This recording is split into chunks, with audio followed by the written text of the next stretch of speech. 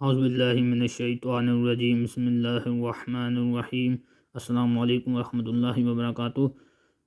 आज हमारी प्रेजेंटेशन है differential geometry and tensor analysis की और टॉपिक हमारे पास है कॉन्ट्रैक्शन थ्योरम। तो हमारे एक ग्रुप मेंबर ने आपको पीछे कॉन्ट्रैक्शन थ्योरम ही लिख के प्रूफ किया है, बल्कि असल में डेफिनेशन थी और उसके साथ उसकी एक एग्जांपल थी। तो थ्योरम मैं बता रहा हूँ, वो जो उसने बताई थी ना वो भी थ्योरम को ही देख के उसने एग्जांपल प्रूफ की है। दोनों में सेम काम है। अगर आपको ये मैं जो थ्योरम बताना समझ आ जाती है और जो उसने एग्जांपल बताई है अगर वो पहले समझ आ जाए तो आपको थ्योरम इजीली समझ आ जाएगा। अगर आपको थ्योरम पहले मेरा ये समझ आ जाता है तो आपको वो एग्जांपल भी समझ आ जाएगा। अगर जिसको वो एग्जांपल नहीं समझ आई वो थ्योरम देख ले तो उसको एग्जांपल भी ऑटोमेटिक समझ आ जाएगी। अगर उसको एग्जांपल समझ आ गई है तो उसको थ्योरम और अच्छी तरह समझ आएगा। और आपने मेन काम जो उसमें पहले मेरे ग्रुप मेंबर ने वीडियो में जो उसने डेफिनेशन बताई है ना, आपने वो मेन मेन डेफिनेशन वो जेहन में रखनी है, तो देन आप इजीली आगे चल सकते हैं, उसमें मसला नहीं आएगा। तो आपने मेन चीज़ डेफिनेशन को गौर करना है कि डेफिनेशन क्या कहती है, इसमें कॉन्ट्रावेरिएंट क्या है, कोवेरिएंट क्या है, और उसके बाद रैंक क्या है, और उसमें ऑर्डर क्या है और टाइप क्या है। ये तीन तमाम चीज़ उसने पीछे बताई हुई हैं। वो इधर थोड़ी सी रिपीट हो ही जाएंगी ऑटोमेटिकली क्योंकि काम सेम सेम है मैंने जैसे बताया। तो ये अब हम बिस्मिल्लाह करते हैं कि ये कॉन्ट्रैक्शन थ्योरम क्या है। कॉन्ट्रैक्शन थ्योरम क्या कहता है, कॉन्ट्रैक्शन को कहता है कॉन्ट्रैक्शन, ये कॉन्ट्रैक्शन थ्योरम। कॉन्ट्रैक्शन थ्योरम क्या कहता है, contraction reduce the rank of R tensor by 2। अब अच्छा यहाँ पे कहता है प्रूफ हम करने लगे, लेट ए आई जे के एल एम, ये हमारे पास एक टेंसर है, बी ए टेंसर, उसने खुद ही कह दिया ये बी ए टेंसर इन आ सिस्टम एक्स आई, यानी कि एक्स आई कोऑर्डिनेट सिस्टम है जिसमें आई हमारे पास 1 to n है। अब हमने यहाँ पे बाय लॉ ऑफ ट्रांसफॉर्मेशन लगानी है। बाय लॉ ऑफ ट्रांसफॉर्मेशन आपको समझ आ गई ना, तो आप इजीली कॉन्ट्रैक्शन थ्योरम को समझ लेंगे क्योंकि सेम काम आगे चलना है लॉ ऑफ ट्रांसफॉर्मेशन से। मेन मेन चीज़ में एक और है लॉ ऑफ ट्रांसफॉर्मेशन। अब वो क्या कहती है वो आपने इजीली देखना है, इजीली समझ आ जाएगा। कहता है कि ए bar P Q R S, ये एक टेंसर है और ये एक है खाली ए, ये ए बार था, ये ए है, ए आई जे के एल एम है। ठीक है, अब यहाँ पे हमने क्या किया, जो इधर लिखा है ना, इधर जो लिखा है उसको हमने गौर से देखना है। यहाँ पे पी क्यू आर ऊपर लिखा है तो यहाँ पे भी पार्शल में ऊपर आएगा। एस टी नीचे लिखा है तो एस टी नीचे ही आएगा। कैसे आएगा उसकी तरतीब मैं आपको बता देता हूँ। ये लिखा हुआ है पार्शल एक्स बार पी, ऊपर पी क्यू आर है ना, तो पी क्यू आर, अब देखो ए बार है साथ। अब यहाँ पे आ गया X partial X bar P partial X bar Q partial X bar R, ये ऊपर आ गए। यहाँ पे क्या है, ए बार के साथ एस टी है तो यहाँ पे नीचे था तो नीचे ही आना चाहिए। यहाँ पे पार्शल एक्स बार एस पार्शल एक्स बार टी नीचे आ गए। अब ये आई जे के है, ये इसके कोरस्पॉन्ड यानी कि इक्वल के जो बाहर लिखा हुआ है ना, ये आई जे के ये नीचे आएंगे। ठीक है, आई जे के नीचे आ गए और एल एम ऊपर आएंगे। क्यों? क्योंकि मैंने बताया कि इधर जो ऊपर है वो ऊपर आएगा, जो इधर नीचे है वो नीचे आएगा, और ये जो है ये इधर इसके कोरस्पॉन्ड में ये ऊपर था तो ये नीचे आएगा, ये नीचे था तो ये ऊपर आएगा। हमने इस तरह लिख लिया, ये आई जे के नीचे आ गए और एल और एम आ गए, और ए बार था तो ए बार के साथ ये लिखा X bar P X bar Q X bar R. अब हमने क्या करना है, ऊपर क्वेश्चन में उसने अभी आपको पर मैंने ये जो दिखाया है कि contraction reduce the rank of tensor by 2। अब रिड्यूस करना है तो हमने कॉन्ट्रैक्शन लगानी पड़ेगी। अब कॉन्ट्रैक्शन किस तरह लगाते हैं, यहाँ इस तरह लगाते हैं कि एक कॉन्ट्रावेरिएंट और एक कोवेरिएंट को इक्वल शो करा दे। तो हमने यहाँ पे putting R equal to S किया, यानी कॉन्ट्रैक्शन बताई। आर जो हमारा है, ये आर हमारा ऊपर है तो ऊपर वाला क्या होता है कॉन्ट्रावेरिएंट, नीचे वाला क्या होता है कोवेरिएंट। तो यानी कि आर एस हमारा कोवेरिएंट है, आर को एस की इक्वल किया तो यहाँ पे हमारे पास क्या आ गया, यहाँ पे हमारे पास आया कि ए बार पी क्यू एस और एस टी आ गया, और यहाँ पे आ गया ए आई जे के एल एम आ गया। अच्छा, अब यहाँ पे हमने सेम उसी तरह ऊपर जो मैंने बताया टेंसर लगाते हैं उसी तरह ट्रांसफॉर्मेशन लगानी है। ट्रांसफॉर्मेशन लगानी है, फ़र्क क्या करना है, बस ये करना है कि जहाँ पे एस है ना वहाँ पे आप आर कर देंगे, आर की जगह एस कर दें। तो मैंने क्या किया, मैंने यहाँ पे एस था, यहाँ पे क्या था ऊपर एस था तो मैंने भी एस कर दिया। यहाँ पे ये यहाँ पे था, बल्कि यहाँ पे मैंने चेंज किया, यहाँ पे आर था तो एस कर दिया। तो यानी कि ये एस एस से कैंसिल हो रहा है। ठीक है, अब ये कैंसिल हो रहा है तो यहाँ पे एक मैं ये साइड पे एक छोटा सा नोट टाइप लिखा हुआ है, यानी कि याद रखने के लिए कि पार्शल एक्स एल और पार्शल एक्स के बच्चा यहाँ से देखें ना, ये डेल्टा, ये पार्शल एक्स ये और ये पार्शल एक्स एस, ये दोनों सेम है, कट गए, ये दो बचे। पार्शल एक्स एल ये आ गया, partial x L partial x के ये आ गया, पार्शल एक्स के। तो ये इक्वल है क्रॉनिकल डेल्टा यानी डेल्टा एल के। ये हमने आइंस्टाइन समेशन कन्वेंशन में पढ़ा हुआ है काफ़ी डिटेल से भी। तो ये चीज़ आ गई। अब ये इक्वल होती है इसके। अब यहाँ पे दो केस हैं इस क्रोनिकल डाटा के। अगर तो ये जो एल ऊपर लिखा है मैंने, जो के नीचे लिखा है, ये बराबर हो जाएंगे तो क्रोनिकल डाटा 1 के बराबर रहेगा। अगर तो ये जो एल है और ये जो के ये बराबर नहीं होंगे, ये ऊपर लिखा छोटा सा, तो क्रोनिकल डाटा जीरो के ऊपर आएगा। ये दो केस हैं। तो हमने ये केस तो लगाना है क्योंकि सारा जीरो हो जाएगा तो आगे करने का क्या फ़ायदा फिर। तो हमने ये वाला केस लगाना है कि क्रोनिकल डाटा जो है वो 1 आए जब एल इक्वल टू के हो। तो अब हम वही काम करेंगे यहाँ पे। अच्छा, अब यहाँ पे तो मैंने बताया नहीं, कट गए, तो मैंने वही एक स्टेप और मैंने एक्स्ट्रा खुद लिखा कि एल के आ गया। तो एल के मैंने बताया क्रोनिकल डाटा क्यों करा, क्रोनिकल डाटा आगे बाकी सारा वैसे सेम चल रहा है। और आगे उसके बाद हमने क्या किया, क्रोनिकल डाटा को यहाँ पे लिख लिया, यानी कि स्टेप एक किस्म का सेम कर दिया मैंने। इसके बाद यहाँ पे मैंने चेंज किया, यहाँ पे मैंने चेंज किया। आपने एक चीज़ नोट की होगी कि ऊपर भी इक्वल करूँ नीचे भी इक्वल कर दूँ, क्या चक्कर है। ये चक्कर ये है कि यहाँ पे हमने आर इक्वल टू एस इस वजह से किया क्योंकि हमने कॉन्ट्रैक्शन करनी थी, रैंक को रिड्यूस करना था। यहाँ पे हमने क्या किया, ये हमने क्रोनिकल डाटा की वजह से काम कर रहे हैं एल इक्वल टू के, क्योंकि हमने इधर क्या है केस ये वाला लगना है। तो एल इक्वल टू के है तो देन 1 आएगा, तो ये क्रोनिकल डाटा 1 हो गया, तो एल इक्वल टू के हो गया। और यहाँ पे एल था, के था, एल आ गया। यहाँ पे ये ऊपर के था ना, ये एल बना दिया, यानी आई जे के था, एल हो गया। और यहाँ पे आ गया हमारे पास, यहाँ पे आ गया हमारे पास एल और एम। ठीक है, अभी दोनों सेम है, ये दोनों सेम है। ये आपने पीछे मेरे ग्रुप में मैंने जो आगे डेफिनेशन बताई होगी इसमें बताया होगा कि टाइप क्या होती है। टाइप वो होती है कि ऊपर अगर हमारे पास पी क्यू एस और नीचे एस टी है ना, तो हमारे पास ये इसको लिखेंगे 3,2। अब जबकि हमने कॉन्ट्रैक्शन अप्लाई कर दिया है, ऊपर नीचे एक कॉन्ट्रा वेरिएंट और को वेरिएंट सेम हो गए हैं, तो देन हमारे पास जो आएगा वो हमारे पास आएगा 2,1। ये यानी कि अब इसको हम बी की फॉर्म में लिख देंगे कि जो रिपीट हो रहे हैं एस एस जो डोमेन डिसीज हैं, जो रिपीट नहीं हो रहे पी क्यू टी ये हमारे पास फ्री डिसीज हैं। तो यानी कि इसको हम बी की शक्ल में लिख दिया, ऐसे लिख दिया। और ये हमारे पास आखिर में ये 3 आ गए, ये बाकी सारा सेम आ गया। तो यानी कि ये चीज़ सेम होगी एल एल, तो हमने इसको भी इस तरह लिख दिया। यहाँ पे एस एस वैसे सेम था तो हमने ये लिख दिया, और हमारे पास ये चीज़ बन गई। ये चीज़ हमारे पास क्या कहती है, ये हमारे पास पार्शियल डेरिवेटिव है। पार्शियल डेरिवेटिव है, या पार्शियल डेरिवेटिव 3 आया तो रैंक भी 3 होगी। तो रैंक 3 होगी तो हमारे पास प्रूव हो गया कि हमारे पास जो ऊपर कॉन्ट्रैक्शन थ्योरम था ये प्रूव हो गया। ये देखें, contraction theorem reduce the rank of tensor by 2। तो हमारे पास असल में अब यहाँ पे मैंने बताया था टेंसर कितने का था, ऊपर कॉन्ट्रा वेरिएंट कितने हैं 3, को वेरिएंट 2, यानी 3,2 दोनों को प्लस करें तो क्या आता है 5। अब जो आखिर में हमारे पास रिड्यूस बाय 2, यानी कि हमारे पास रैंक आ रहा है यहाँ पे 5 और रिड्यूस होना चाहिए 2 थ्योरम के मुताबिक। तो 3 हमारे पास आंसर आना चाहिए रैंक। वो देखें, ये देखें 3 रैंक आ रहा है कि नहीं आ रहा, ये देखें 3 रैंक आ रहा है। ठीक है ना, 3 रैंक कैसे आ रहा है, ये ऐसे आ रहा है कॉन्ट्रैक्शन लॉ ऑफ ट्रांसफॉर्मेशन के जरिए। और लॉ ऑफ ट्रांसफॉर्मेशन लगाई, तो लॉ ऑफ ट्रांसफॉर्मेशन लगाने के बाद हमने यहाँ पे इसको बता दिया कि हमारे पास ये जो हमारे पास फ्री इंडिसेस हैं वो ये हैं, और उसको हमने इस तरह लिख दिया। तो पार्शियल डेरिवेटिव 3 आ रहे हैं तो रैंक भी 3 होगी, यहाँ से प्रूव्ड हो गया। अच्छा, ये कॉन्ट्रैक्शन थ्योरम था। पीछे मेरे ग्रुप में मैंने भी एग्जांपल में इसी कॉन्ट्रैक्शन थ्योरम को बताया है, बस उसने गलती से थ्योरम लिख दिया, पर असल में वो है एक क्वेश्चन, उस डेफिनेशन का एक क्वेश्चन था। असल थ्योरम ये था कि इसको प्रॉपर बताया गया कि यार ये रिड्यूस हो रही है 2 से, रैंक ऊपर एक टेंसर का 5 बन रहा है, और मैंने नीचे दिखाया आपको जो टेंसर हमने बनाया है एक लॉ ऑफ ट्रांसफॉर्मेशन लगा के कॉन्ट्रैक्शन लगा के हमारे पास 3 आ रहा है। तो ये चीज़ हमने प्रूव कर दी कि जो हमारे पास है ये contraction reduce the rank of tensor by 2। अच्छा, अब आगे एक कॉन्सेप्ट है इनर प्रोडक्ट का। यहाँ पे भी हमने टेंस अप्लाई करनी है। अच्छा, जो मेरे पीछे ग्रुप में मैंने आपको बताया होगा वो आउटर प्रोडक्ट है। तो आउटर प्रोडक्ट अगर आपको समझ आ गया ना तो इनर प्रोडक्ट भी समझ आ जाएगा, क्योंकि आउटर प्रोडक्ट समझ आएगा और इनर प्रोडक्ट भी इसमें अप्लाई होगा। वो मैं अभी होगा तो हाथ में कैसे कैसे ये चल रहा है, ये कैसे काम करता है इनर प्रोडक्ट। अच्छा, यहाँ पे कहता है 2 टेंसर में be compounded by first forming the outer product and then contracting it with respect to an index of the one and index opposite character।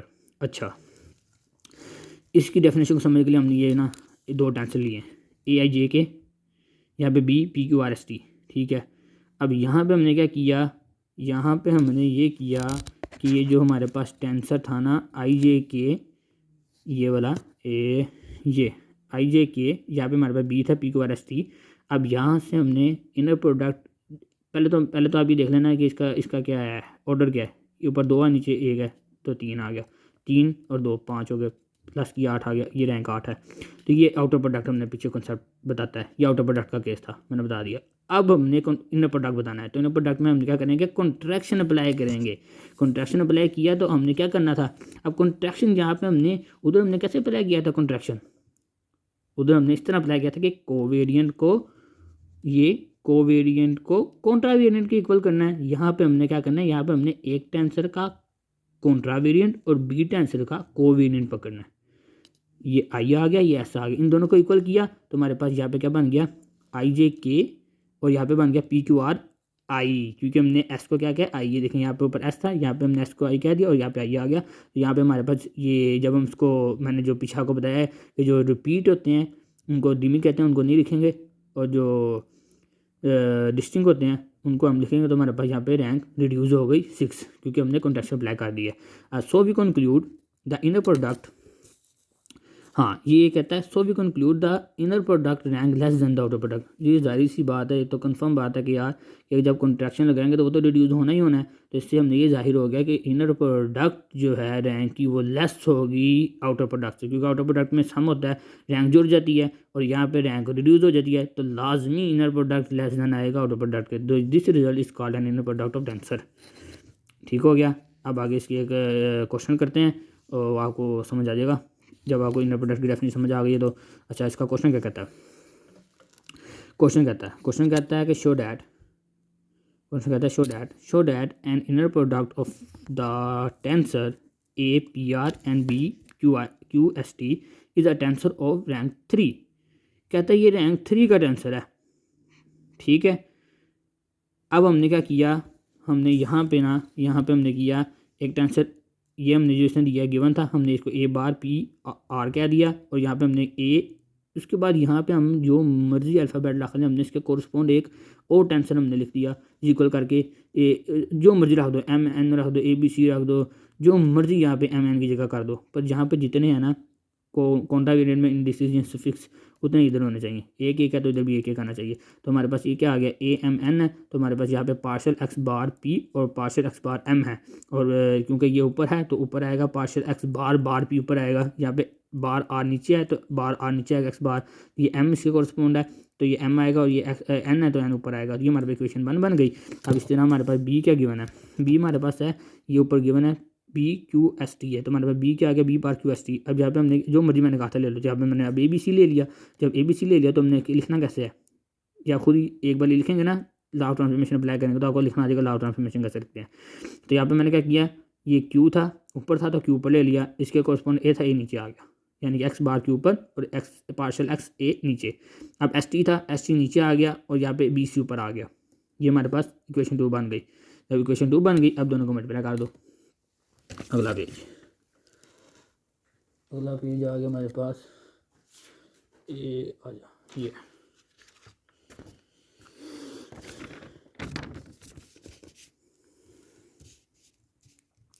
ठीक, ये अच्छा। अब हमने यहाँ पे क्या किया, मल्टीप्लाई 1 2, ठीक है, मल्टीप्लाई 1 2 किया, यानी कि ये A bar P R B bar Q S T इन दोनों का लिखा, और इन दोनों की जो हमने पीछे इक्वेशन बनाई उन दोनों को लिख लिया। तो ये हमारे पास वही पीछे से हमने लिख लिया, ये आप देख सकते हैं। ये जो हमने अभी थ्योरम अभी ये क्वेश्चन कर रहे हैं ना, उसमें आप ये देखते हैं, ये जो मैंने इक्वेशन 1 लिखी है ना, ये वाली इक्वेशन 1 और ये वाली इक्वेशन 2 दोनों को कंबाइन करके लिखा हुआ है, ये कंबाइन करके आ गए। ठीक है, दोनों को उधर से पकड़ लिया, तो दोनों के दो जो कोरस्पॉन्ड लिए थे वो पहले आ गए, उनके जो हमने ट्रांसफॉर्मेशन बताई थी वो बाद में आ गई। उसके बाद हमने यहाँ पे क्या किया, जो अब हमने क्या करना था, कॉन्ट्रैक्शन अप्लाई करनी है। तो कॉन्ट्रैक्शन का क्या मतलब है, कॉन्ट्रैक्शन का मतलब है कि रिड्यूस कर दें हम रैंक को। ठीक है, यानी कि अक्सर आप अगर पूछें कॉन्ट्रैक्शन का एक ऐसा प्रोसेस कह लें, एक ऐसा प्रोसेस होता है कि जिसमें टेंसर की रैंक को रिड्यूस कर देते हैं हम। ठीक है, तो अब हमने कॉन्ट्रैक्शन अप्लाई की तो हमने क्या कह दिया, हमने कह दिया कि हमारे पास putting R is equal P is equal to S. अब यहाँ पे हमने क्या कह दिया, P is equal to S कह दिया। यहाँ पे भी हमने थ्योरम वाला काम करना है कि हमने यहाँ पे लॉ ऑफ ट्रांसफॉर्मेशन लगानी है और रिड्यूस करना है रैंक को। तो हमने क्या पे कह दिया, P is equal to S है। ठीक है, जब P is equal to S कहा तो हमने हमारे पास ये चीज़ और ये शुरू वाली काट रही है, तो हमारे पास क्या बचा, पार्शियल एक्स एम नीचे है और पार्शियल एक्स बी ऊपर है। तो इनको हमने क्या कह दिया, हमने पीछे वाला कंसेप्ट वही बताया कि ये क्रोनिकल डाटा के इक्वल है। क्रोनिकल डाटा के हमारे पास दो केस हैं, अगर दोनों इनके ऊपर बी और एम बराबर है तो वन है, अगर बी और एम बराबर ना हो तो ये हमारे पास क्या है, नॉट इक्वल टू जीरो होगा, यानी कि जीरो के बराबर होगा। जीरो के बराबर तो फिर आगे सोल्व करने का फायदा ही कोई नहीं। तो बेहतर ये है, तो हम लगाते ही पहला वाला केस है, बेहतर है कि हम पहला वाला केस ही लगाते हैं। ठीक है, तो हम यहाँ पे क्या कह दिया, यहाँ पे हमने ड्राफ्ट ट्रांसफॉर्मेशन की अप्लाई, तो यहाँ पे हमारे पास ये जो थे काट गए और हमारे पास इनको हमने कह दिया ये यहाँ पे साइड पे क्रोनिकल डाटा, तो यहाँ पे हमारे पास आ गया ये बी एम आ गया। ठीक है, बाकी सारा सेम आ गया। उसके बाद हमने क्या किया, ए एम एन है और बी ए सी है, तो यहाँ पे हमारे पास क्या आ गया, क्रोनिकल डाटा हमने वन वाला कैसे लगाया, ये वन आ गया, और यहाँ पे हमारे पास क्या था, ए बी सी। ठीक है, अब बी को हमने एम कह दिए। ठीक है, ये हमने आगे लगाया क्रोनिकल डाटा वाला। ठीक है, यहाँ पे हमने इसको चेंज किया, बल्कि यहाँ पे ना एक मिस्टेक है कि यहाँ पे डेल्टा बी एम वैसे ही लिखना चाहिए था मुझे।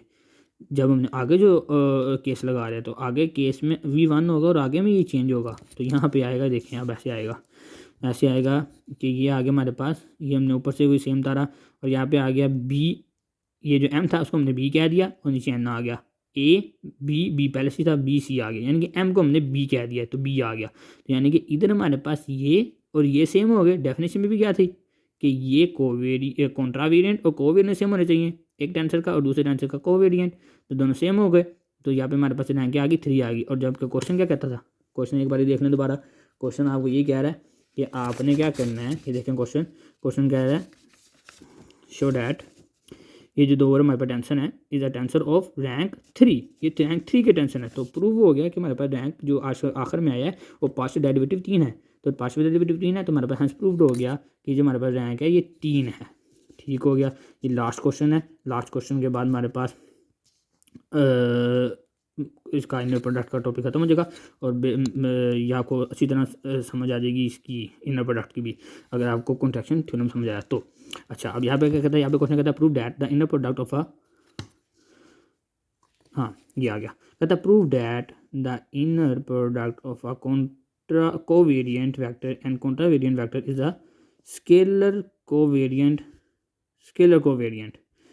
अच्छा, अब हमने ये प्रूफ करना है कि ये स्केलर कोवेरिएंट है। इसको प्रूफ करने के लिए ना, इसको प्रूफ करने के लिए आपसे जा रहा है कैमरा, ठीक है, इसको प्रूफ करने के लिए हमने क्या किया, इसको प्रूफ करने के लिए हम यहाँ से, अच्छा अब यहाँ पे कहता है लेट यू आई और यू बार आई, ये हमने क्या बताया, ऊपर आई क्यों लिखा है, क्योंकि ये उसने कहा है कि इनर प्रोडक्ट कैसा होना चाहिए, एक कोवेरिएंट और एक कॉन्ट्रावेरिएंट। तो कॉन्ट्रावेरिएंट में ऊपर आता है, ये ऊपर लिख दिया आई के आर कॉम्पोनेंट ऑफ द कॉन्ट्रावेरिएंट। ठीक है, यहाँ पे कह दिया ये वेक्टर कॉन्ट्रावेरिएंट वेक्टर है और एक्स आई और एक्स बार आई ये कोऑर्डिनेट सिस्टम है इसका।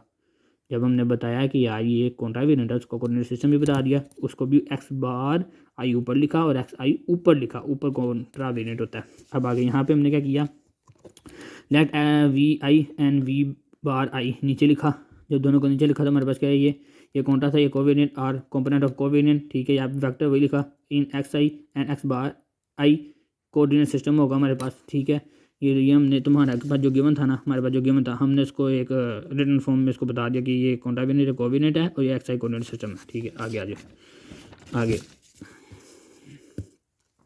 अच्छा, अब यहाँ पे हमने लॉ ऑफ ट्रांसफॉर्मेशन लगानी है। देखा बार बार लॉ ऑफ ट्रांसफॉर्मेशन लग रही है, तो आप एक बारी थ्योरम को मेरा दोबारा देखें, जब आपको थ्योरम समझ आ जाता है तो आप लॉ ऑफ ट्रांसफॉर्मेशन इजीली लगा के हमारे पास हर चीज़ को प्रूव कर सकते हैं कंडक्शन थ्योरम के अंदर। जहाँ पे कंडक्शन थ्योरम प्रोडक्ट के अंदर यूज़ होती है तो वो भी इजीली आप यूज़ कर लेंगे। अच्छा, ये लॉ ऑफ ट्रांसफॉर्मेशन क्या कहता है, अगर लॉ ऑफ ट्रांसफॉर्मेशन लगाई तो हमारे पास क्या था, U bar I is equal to, हमने क्या क्या था, यानी इधर हमने एक यू और लेना और यहाँ पे कोई भी एक ले लें अल्फ़ाबेट। ठीक है, जिस तरह का यहाँ पे कॉन्ट्रावेरिएंट है, जिस तरह का कोई भी एक ले लें, हमने एम ले लिया, तो इसको ट्रांसफॉर्मेशन का जरिए किस तरह लिखेंगे, ये ऊपर है तो ऊपर लिख दिया बार पार्शियल एक्स बार आई, ऊपर लिख दिया, ये एम था तो एम नीचे आ गया पार्शियल एक्स एम। ठीक है, अब यहाँ पे वी था, अब वी को हमने क्या किया था, वी का कोवेरिएंट नीचे था तो V bar I is equal to V N. ठीक है, वी एन ले लिया, यहाँ पे एम था, यहाँ पे एम ने लिया एक, यहाँ पे हमने एक एन ले लिया खुद से, यहाँ पे हम ए बी सी जो मर्जी ले लो, अगर इधर एक है तो इधर भी एक आएगा, उधर अगर पीछे 3 थे तो पीछे 3 ही आएंगे। अच्छा, यहाँ पे हम एन ले लिया, इसको लॉ ऑफ ट्रांसफॉर्मेशन लिखेंगे तो ये आएगा पार्शियल एक्स। अब देखो यहाँ पे देखा, ये आई था ना, ये आई था, ये आई नीचे है, नीचे है तो फिर नीचे लिखेंगे, हाफ ट्रांसफॉर्मेशन के मुताबिक, ऊपर है तो ऊपर लिखेंगे। अच्छा ये पार्शल एक्स आई नीचे आ गया और पार्शल एक्स एन ये ऊपर आ गया, ये एन था ये एन ऊपर आ गया। अब हम लॉ ऑफ ट्रांसफॉर्मेशन में इसको लिख लिया। अब हमने दोनों को कंबाइन कर देना है, यानी कि प्रोडक्ट में लिखना है। तो उसने क्या कहा सवाल में, उसने यही किया है कि जो इनका, मैं सवाल दोबारा दिखा देता हूँ आपको। ये देखें सवाल में क्या कहता है कॉन्ट्रावेरिएंट और covariant is the scalar product. ये देखो स्केलर इनवेरिएंट। अब स्केलर इनवेरिएंट में हमने इसको प्रोडक्ट कर दिया, ठीक है। तो लो यहाँ पे अब हमने क्या किया, दोनों को प्रोडक्ट किया, यानी कि ये जो हमारे पास ये था, ये दोनों को नीचे लिख दिया सेम, इस दोनों को नीचे लिख दिया सेम, इन दोनों को मैंने यू एम और वी एन को एक तरफ से कर दिया। ये दोनों आपस में काट रहे हैं, आप देख रहे होंगे। पार्शल एक्स बार आई और पार्शल एक्स बार आई काट गए। ये हमारे पास क्या आ गया, पार्शल एक्स एन और पार्शल एक्स एम। तो ये हमारे पास, मैंने आपको पीछे बताया, फिर ये वही आ गया, ये सेम वही क्रोनिकल डाटा जो मैंने आपको बताया। ये क्रोनिकल डाटा के ऊपर है। क्रोनिकल डाटा के आगे दो केस हैं, J equal to J N, अगर एन के बराबर है तो ये एन के बराबर है तो हमारे पास 1 आएगा, और अगर N is not equal to M है तो हमारे पास ये क्रोनिकल डाटा 0 इक्वल आएगा। 0 के इक्वल तो नहीं, हम कहते हैं हम 1 के इक्वल ले रहे हैं ताकि हमारे आगे काम चल सके, तो हमने ये 1 कर दिया। तो अब ये जो था ना ये वाला यू एम और वी एन, इसको तो कुछ छेड़ा नहीं, ये क्रोनिकल डाटा 1 के ऊपर 1 कर दिया, और यहाँ पे हमने क्या कर दिया, यू एम था और वी एन था, ठीक है, ठीक है। अब यहाँ पे हमने क्या कर दिया, एन को एम के बराबर कर दिया, क्योंकि हम कह रहे हैं एम के बराबर है। तो यहाँ पे आ गया you bar I we bar आई, दोनों का प्रोडक्ट यू एम और वी एन आ गया। तो यानी कि हमारे पास पार्शल जो था डेरिवेटिव वो ख़त्म ही हो गया। तो हमारे पास ये पार्शल ख़त्म हो गया, तो हमारे पास स्केलर आ गया, ठीक है। ये आप देख सकते हैं स्केलर आ गया, it is the scalar invariant. Scalar invariant का मतलब यूँ समझ लें कि अगर हमारे पास एक वो क्या कहते हैं, एक हमारे पास वो ना टेम्परेचर का लें, टेम्परेचर में हमारे पास क्या होता है जी, टेम्परेचर में हमारे पास ये होता है कि हम जिस तरह का मर्जी ग्राफ ले लें टेम्परेचर ने सेम ही रहना है। तो इधर भी ये सेम ही रहा, सो it is a scalar covariant, hence proved हो गया ये भी सवाल। तो उम्मीद है आपको ये मेरी समझ आई होगी। कॉन्ट्रावेरिएंट कोवेरिएंट जो इसमें अप्लाई हो रहे हैं, और ये हमारे हमने प्रूफ कर दिया, so it is the scalar invariant आ गया। ओके, अल्लाह हाफिज़।